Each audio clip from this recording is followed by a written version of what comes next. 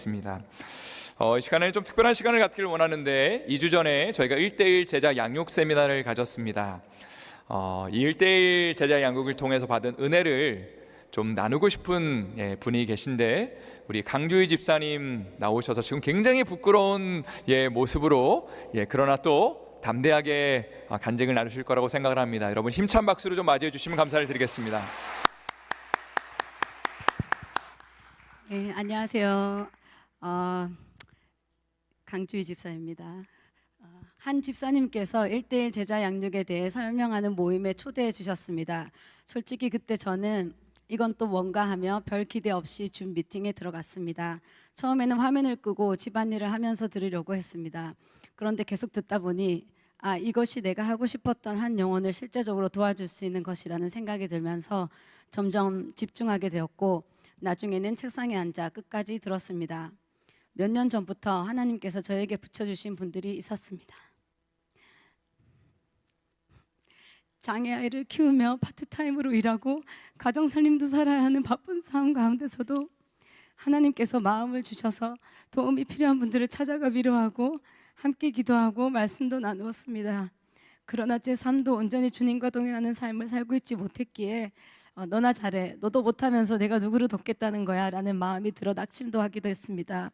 그런데 1대1 제자 양육에 대해 설명을 들으며 바로 이것이구나, 이걸 통해서 한 영혼이 변화될 수 있겠구나 싶었습니다.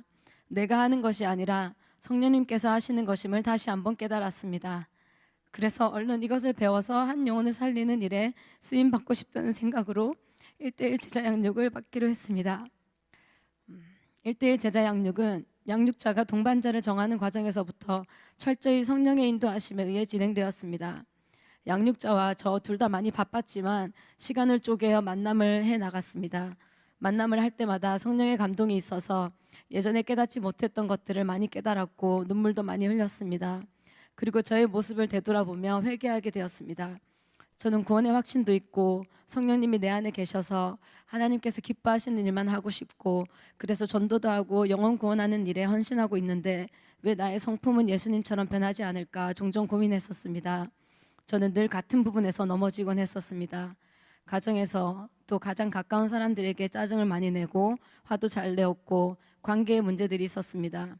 분명히 예수님이 내 안에 계시고 나와 동행하시는데 왜 나의 성품이 예수님을 닮아가지 않을까 늘 고민하고 자책하고 회개하였지만 그런 부분이 잘 고쳐지지 않았습니다.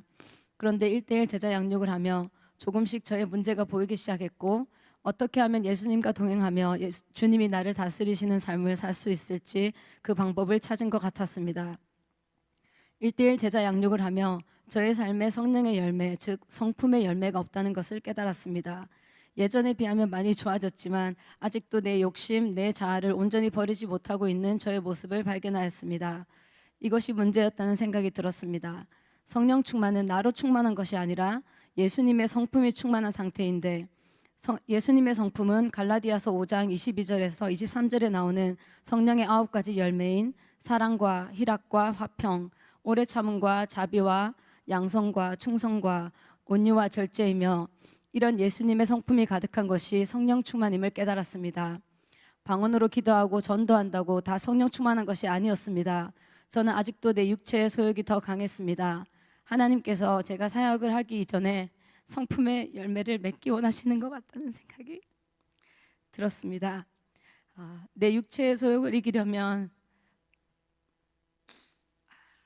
성령으로 완전히 충만하게 덮어버려야 하며 그러기 위해서는 하나님과 충분한 교제가 있어야 한다는 것을 깨달았습니다.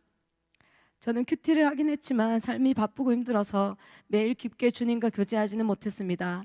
그러나 이제 매일 아침에 눈을 뜨면 잠깐이라도 말씀을 읽고 오늘 나에게 하시는 말씀이 무엇인지 한 가지라도 붙잡으려고 합니다. 그리고 이제 기도할 때마다 성령 충만을 기대하며 간절한 마음으로 간구하려고 합니다. 주님께서 나의 삶을 다스려 주시기를 원한다고 기도하겠습니다. 그리고 성령님을 내 마음에 담기 위해 조그만 죄도 회개함으로 내 자신을 깨끗하게 준비하겠습니다. 1대1 제자 양육에 좋았던 점은 저의 신앙적인 고민과 갈등, 가정과 직장에서 일어나는 힘든 일들, 저의 상처까지도 오픈하여 나눌 수 있어서 많은 도움이 되었습니다. 1대1 제자 양육을 통해 저의 내면을 많이 돌아보게 되었고 양육자와의 대화를 통해 저의 감정을 잘 다스릴 수 있는 실제적인 방법들을 발견하게 되었습니다. 저를 위한 하나님의 맞춤 교육이었던 것 같습니다. 이 기간 동안 배운 것들을 실천함으로 저의 부족한 면들이 조금씩 교정되어지고 가정과 여러 관계에서 조금씩 변화가 생기기 시작했습니다. 이제 날마다 겸손으로 허리를 동이고 교만해지지 않도록 매 순간 주님과 동행하기로 결단합니다. 또 언제 넘어질지 모르지만 그래도 다시 일어날 수 있는 것이 은혜입니다. 또 1대1 제자 양육을 통해 저의 고민을 나눌 수 있고 조언을 구할 수 있는 신앙의 멘토가 생겨서 참 감사합니다.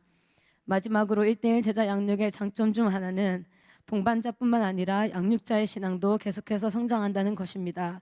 맡겨주신 천하보다 귀한 한 영혼을 잘 인도하기 위해서는 내가 성령 충만하지 않으면 불가능하기 때문입니다. 주님께서 맡기신 그 영혼을 잘 인도하려면 나의 힘으로는 할 수 없음을 고백합니다. 그렇기 때문에 두렵고 떨리는 마음으로 하나님께 무릎을 꿇을 수밖에 없는 것 같습니다. 한 영혼을 살리는 것은 내가 하는 것이 아니라 성령님께서 하시기에 철저히 나를 부인하고 하나님만 의지할 때 나도 살고 다른 영혼도 살리는 귀한 역사가 일어날 줄 믿습니다. 모든 영광 하나님께 올려드립니다. 감사합니다. 예, 격려의 박수 주시면 감사를 드리겠습니다. 할렐루야.